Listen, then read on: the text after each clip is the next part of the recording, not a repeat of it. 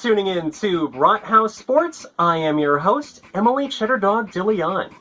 The Browns lost to the Washington Commies last week, 15-17, in a low-scoring game with not much point differential. Siaki Ika made a good blitz at the beginning of the game, but the Browns otherwise made a failed opportunity for a touchdown at the 3rd and goal with DeShaun Watson in the backfield. Thankfully, despite a Watson-led offense failing to convert on the first drive, the Browns somehow forced a safety against the Commanders on Washington's 5 for a safety, thanks to a penalty against them. Meanwhile, in the second quarter, Commies quarterback Sam Howell made a 26-yard pass to Jahan Dotson.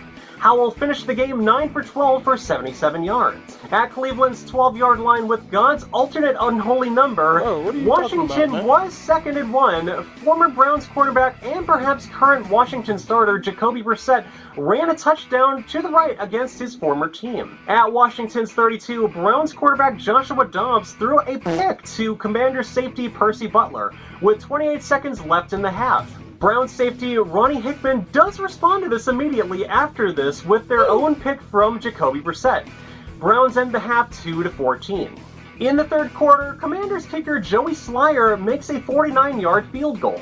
Following that, Dorian Thompson-Robinson made a 7-yard touchdown pass to David Bell, his first in the brown and orange. Bell definitely overcame the pressure from what I see appears to be man coverage. Not much beyond some back and forth happens between the Browns and Commies, but Ronnie Hickman does make his second pick with 8 minutes and 59 seconds left in the fourth. I somehow just realized Kellen Mond was playing in this game too. I'm not intentionally trying to insult him since I was a bit stoned while watching the highlights, but Mond made a 20-yard touchdown pass to Mike Harley Jr. with 1 minute and 44 seconds left in the game.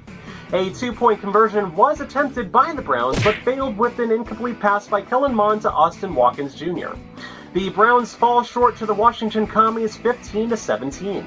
Now, I'm not actually going to be doing any game recap for the game against the Philadelphia Eagles, since I'm actually filming this literally, looking at my clock, 2.5 hours before the game begins, so just keep that in mind, but I will be covering that recap in next week's episode of Brathouse Sports. Anyways, the Browns made a signing that was necessary at defensive tackle.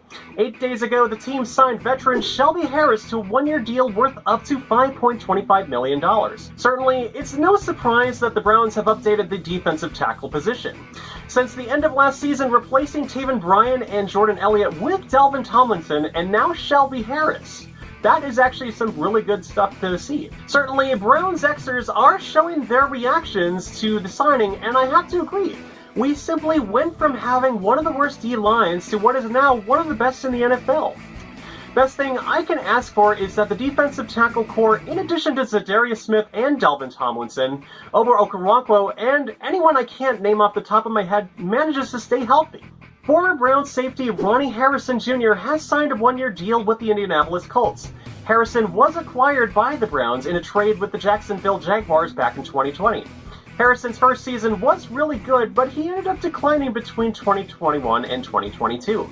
During his last 2 seasons with Cleveland, his presence on the field became scarce because of his poor play. It feels expected with preseason joint practices that opposing teams will try to turn the field into a UFC tag team fantasy. In this case, though, Browns offensive guard Joel Bitonio says that the Philadelphia Eagles were taking cheap shots on both sides of the ball, and that he didn't like how the Eagles defenders were treating quarterback DeShaun Watson. One such case includes Eagles defensive end Josh Sweat knocking the ball out of Watson's hand like he was doing a strip sack.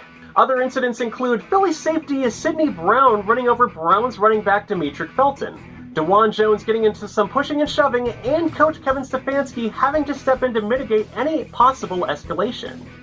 Eagles fans have long been known for being degenerates. I mean, hell, they've had a jail and a courtroom in their old stadium. Should it surprise anyone that the players are probably also like this too?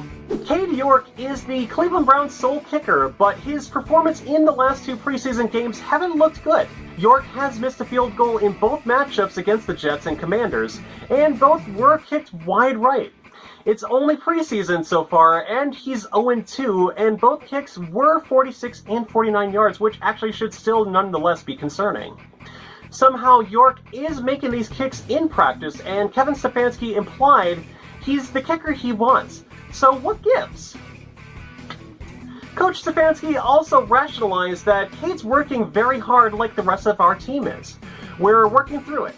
The regular season begins in a little over 3 weeks from now, and like others are concerned that Cade York's kicking accuracy issues could carry into the 2023 season, and frankly, who else can't be concerned about that right now? At the same time, too, it has been suggested that punter Corey Bojorquez isn't as good of a placeholder since he wasn't doing as great doing this same position, too, when he was doing this for Mason Crosby of the Green Bay Packers just a couple years back. Bleacher Report published an article yesterday breaking down why each NFL team could finish last in their division in 2023. And for the Browns, Brian Gagnon wrote, 7 or 8 wins can still result in a 4th place finish in the North. And that could easily be Cleveland's ceiling considering it's topped that total just once in the last 15 years. Plus, quarterback DeShaun Watson is a wild card who hasn't participated in a full season since 2020. Speaking of broken records, sports pundits and the rest of the NFL could be underestimating the Browns' potential. Personally, I think that the Browns' floor could literally be 10 games. And I am cautiously optimistic about them making the playoffs, though. But I'm not trying to make a bold statement here. I do think that it is wrong for those to belittle the Browns with their subreddit moderator behavior. And before we go, we're going to talk about Myles Garrett and Colin Cowherd of Fox Sports. 10 days ago, Cowherd released his top 10 list of current NFL players he believes will be enshrined into Canton in the future, and at number 7 was literally Myles Garrett.